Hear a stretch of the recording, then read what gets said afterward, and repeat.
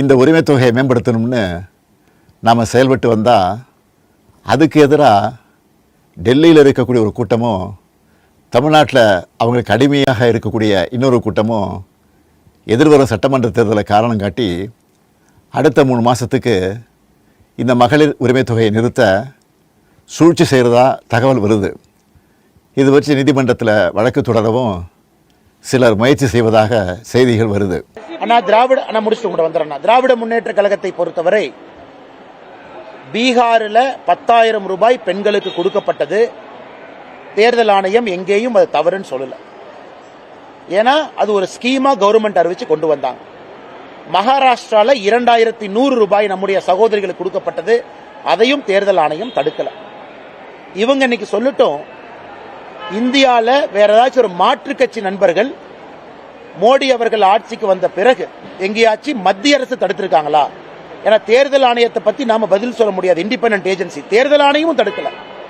அப்படி இருக்கும் பொழுது இவராக ஒரு புரளியை கிளப்பி, இவராக கோடை காலத்திற்கு 2,000 ரூபாய் கொடுக்கணும் இவராக கிளம்பி, இதுக்கு முன்னாடி தமிழ்நாடு கோடை காலத்தில் எத்தனை பேர் இறந்திருக்கிறாங்க?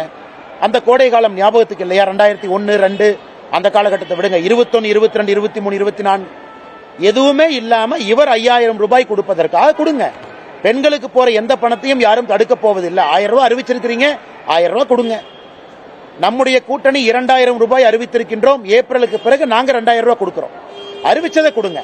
ஆனா மத்திய அரசு தடுக்க போறாங்கன்னு எங்களின் மீது பொய்யை சொல்லி எதற்காக கொடுக்கறீங்க என்பதுதான் எங்களுடைய கேள்வி. அறிவிச்சதை கொடுங்க. கோடை காலத்துக்கு கொடுக்கணுமா அதையும் கொடுங்க. மக்கள் சந்தோஷமா வாங்கிக்கிட்டோம். ஆனா இந்த ஆண்டு மட்டும்தான் கோடை காலம் தெரிஞ்சதா, போன ஆண்டு தெரியலையா என்பதும் எங்களுடைய கேள்வி. இந்த வருஷம் ஒன்றிய அரசு அப்படின்னு இவங்க சொல்லக்கூடிய நம்முடைய மத்திய அரசு அவங்க பட்ஜெட்ல நாம லேடிஸ் ஹாஸ்டல் ஸ்டெம் இன்ஸ்டிடியூஷன்ல மாவட்டத்துக்கு ஒண்ணுனா உடனே முதலமைச்சர் ஒரு புருடா விட்டாரு. தமிழ்நாட்டை பார்த்து காப்பிடிச்சிட்டாங்க பாருங்க, நாம தான் தோழி விடுதி பண்ணோம். ஆனா எத்தனை பேருக்கு தெரியும், மத்திய அரசினுடைய சஹி நிவாஸ் அப்படிங்கறதான் தமிழகத்துல தோழி விடுதின்னு ஒரு ஸ்டிக்கர் ஒட்டி மத்திய அரசு கொடுக்கக்கூடிய பணத்தை அந்த தோழி விடுதிக்கு பயன்படுத்துறாங்க. இந்த பட்ஜெட்லயும் தோழி விடுதியை பத்தி பேசியிருக்காங்க. ஆனா தப்பு இல்ல, கொண்டு வாங்க. ஆனா மத்திய அரசு அக்னாலேஜ் பண்ணுங்க. இது மத்திய அரசு திட்டம்னு சொல்லுங்க. நீங்க சொல்றீங்க கலைஞர் கனவு திட்டம், கனவு இல்லம் திட்டம்ங்கிறீங்க. அது மத்திய அரசுடைய திட்டம் இல்லையா? மத்திய அரசு அதுக்கு பணம் கொடுக்கலையா? ஆனால் வெறும் பொய்யை பேசி பேசி நீங்க சொல்லாட்டி கூட பரவாயில்ல.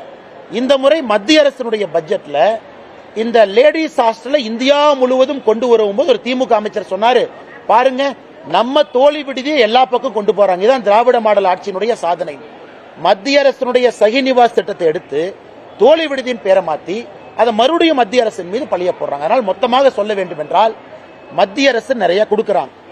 நீங்க போய் கையெழுத்து போட்டு PM ஸ்ரீ ஸ்கூல் வருவதற்காக கையெழுத்து போட்டு கேரளா கையெழுத்து போட்டு வாங்கியிருக்கின்றார்கள். ஒரு மாநிலமும் போடும் பொழுது சொன்னதை மாத்தி பேசி திரும்ப வந்து இன்னைக்கும் தர்மேந்திர பிரதான் அவர்கள் சொல்வது என்ன? MOU சைன் பண்ணுங்க, பணத்தை வாங்கிக்கங்க. மத்திய அரசை பொறுத்தவரை எங்கேயும் மாற்றாந்தாய் மனப்பான்மையோடு அணுகவில்லை.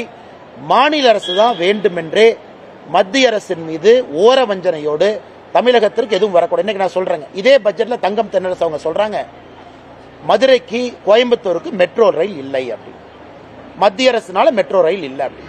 நான் கேட்கிறேன், மத்திய அரசு டீடைல்டு ப்ராஜெக்ட் ரிப்போர்ட்டை மாத்தி கொடுங்கன்னு கேட்ட பிறகு 5 மாசம் ஆச்சு, 4.5 மாசம் ஆச்சு. நீங்க டீடைல்டு ப்ராஜெக்ட் ரிப்போர்ட்டை சப்மிட் பண்ணீங்களா? சப்மிட் பண்ணது என்ன தேதி அப்படிங்கறது தமிழக மக்களுக்கு சொல்லுங்க. அதை சொல்லாம சட்டப்பேரவையில் கோயம்புத்தூருக்கும் மதுரைக்கும் மெட்ரோ ரயில் வராத காரணம் மத்திய அரசு இன்னைக்கும் இந்த பட்ஜெட்ல அண்ணன் தங்கம் தென்னரசு அவர்கள் ஒரு பைய சொல்றாங்க. இதை எப்படி ஏத்துக்க முடியுங்கண்ணா?